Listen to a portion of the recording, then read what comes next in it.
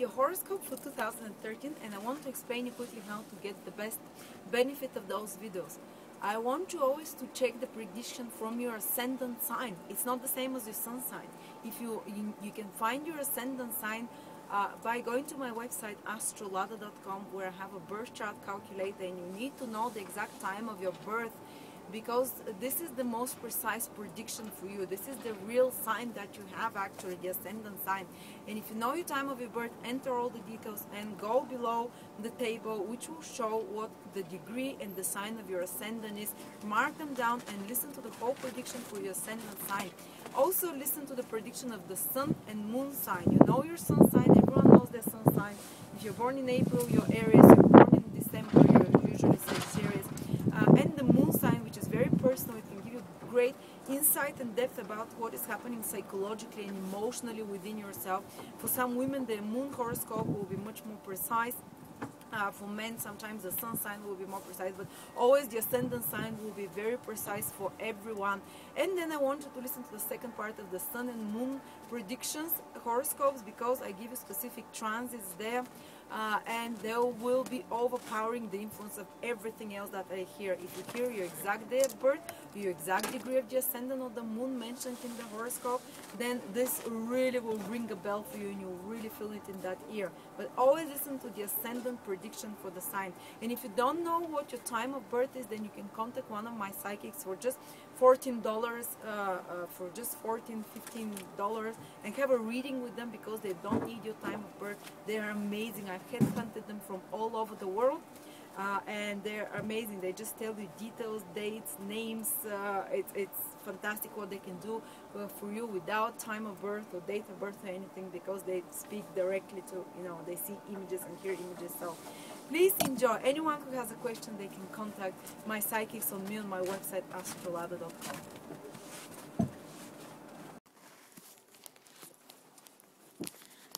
Hi Libra, this is your horoscope for 2013. Libra ascendant is always the first part of the horoscope, is primarily targeted at the ascendant, people with Libra ascendant, because that's the right way to judge houses. And the second part of the video is targeted at all Libra ascendant, sun and moon, because they give specific degrees. So what is happening, Libra? Well, the big hand of the astrological clock, which is Saturn, which shows the big tests that you're going to have to go through, the focus, the great focus of putting energy and having to work hard through those lessons, is in your second house in 2013, and it stays there in 2014 as well. So once every 15-16 years, Saturn goes into the financial houses in the horoscope, counted from the ascendant in Libra. And this will be one such year, so finances are a bit restricted and tight during this period. Saturn tends to restrict, to limit, so you can learn a more healthy and wholesome attitude towards finances. So you learn how to manage your resources and finances better. Usually, it's all kind of resources, not only money, but money is the most common resource that we use. It can be resources, another type of resources, like using, but it's usually material resources that we're talking about. So Saturn wants to teach you how to take better care of financial matters in your life, how to take better care of your possessions, of the things that you own. And usually it does it by you first losing something, or by you having a difficult experience in that area, because always Saturn teaches us the hard way, as we said.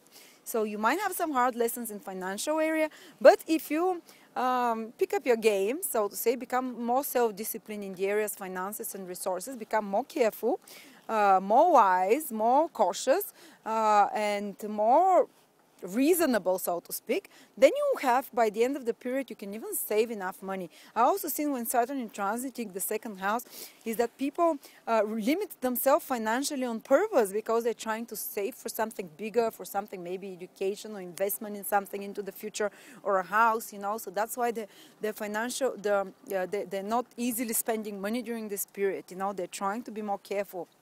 And it's a good thing, though, to learn, And second house, according to Vedic astrology, also rules your nearest and dearest. So sometimes, especially your very close friends that you consider family. So sometimes people might feel like they're a bit disconnected from their friends, and that they're cutting off some friends from their life, or that there are not enough friends, or that their friends are a bit away, or that they want to get rid of friends that are no longer supportive of what they have to do.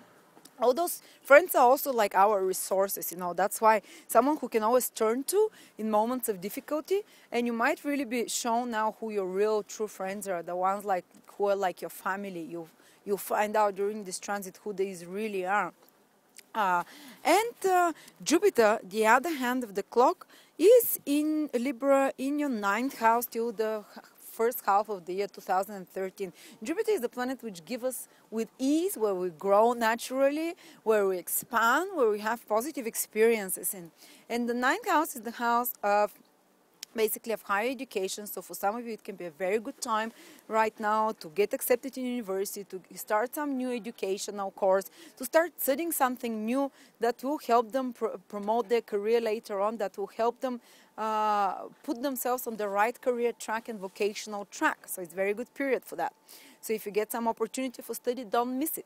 9th house is also foreign, expanding your mind, and usually this happens through foreign connections and foreign travel. So some of you might be traveling more than normal, more than usual, you know, much more travels, and this will be a source of good growth, source of good positive experiences for you. But it's not traveling just for the sense of partying or going around just to party and to get drunk or whatever.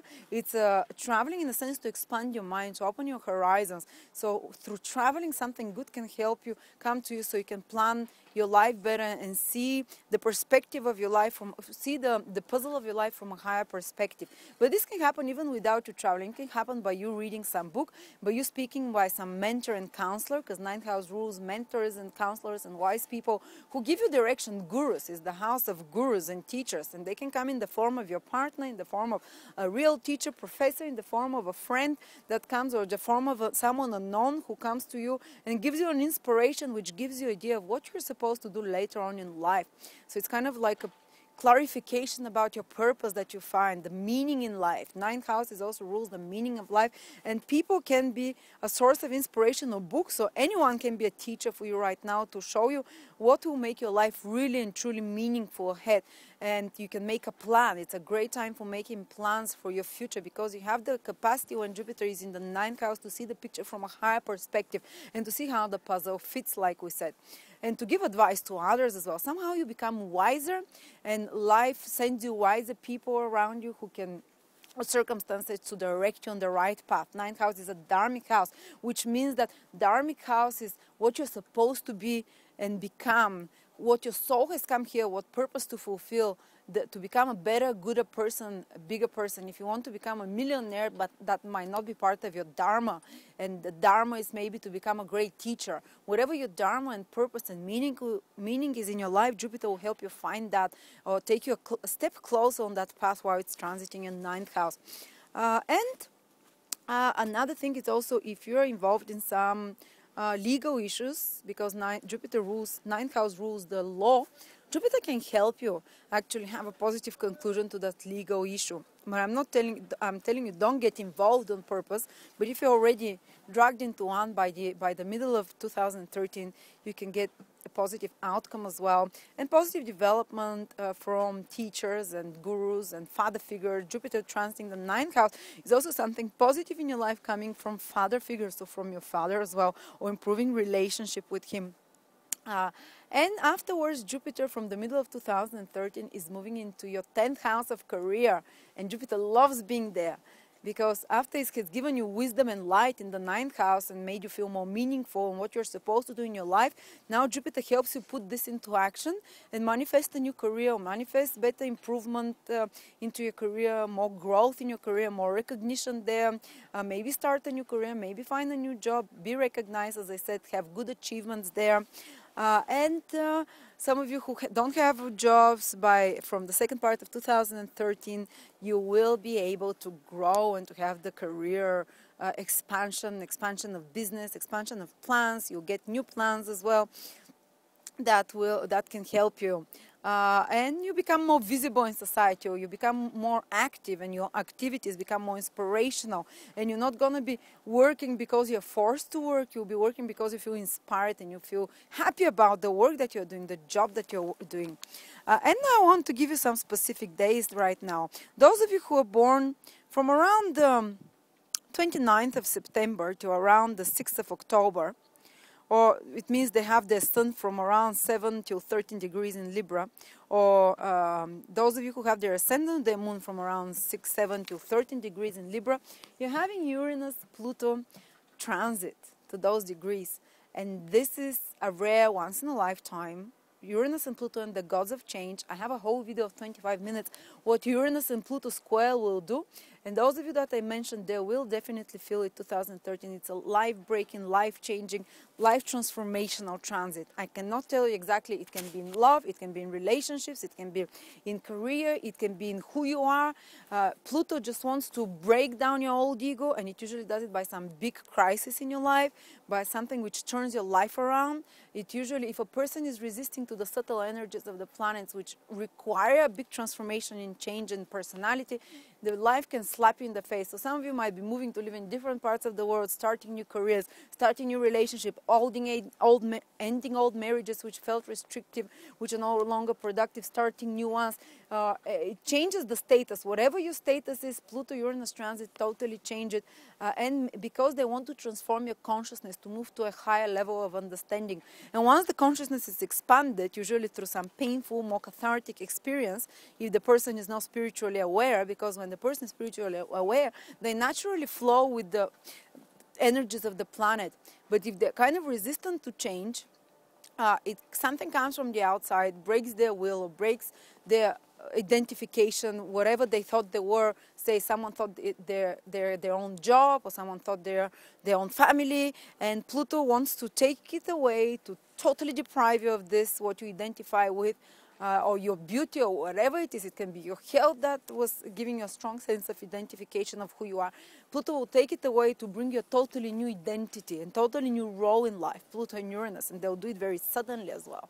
So if you want to find out more what Pluto and Uranus can do specifically for you, you can go to my website, see the transits, see when exactly they're happening, or watch the video of Pluto-Uranus to see exactly what kind of transits.